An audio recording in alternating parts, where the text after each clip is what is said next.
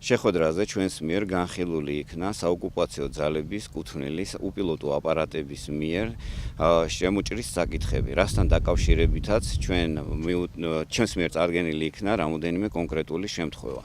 თუმცა რუსეთის მხრიდან არც ერთი არ იქნა აღიარებული. ამასთან ერთად ჩვენ განვიხილეთ სოფელ პერევისა და ქარზმანის სკოლის მოწაფეებისათვის შესაბამისი სატრანსპორტო საშუალების გამოყოფის საკითხი, რომელიც დაკავშირებულია მათ გადაადგილებასთან უამინდობის პირობებში.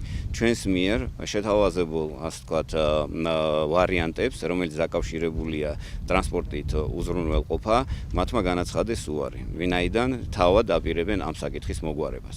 ასევე ჩვენ განვიხილეთ წყლის არხების რეაბილიტაციის საკითხი სამების მიმართულებაზე. უნდა ითქვას, რომ აქ არის მიღწეული ზოგადი პროგრესი, ვინაიდან მათი ინფორმაციით მათ განახორციელეს მუშაობები განაღმასთან დაკავშირებით.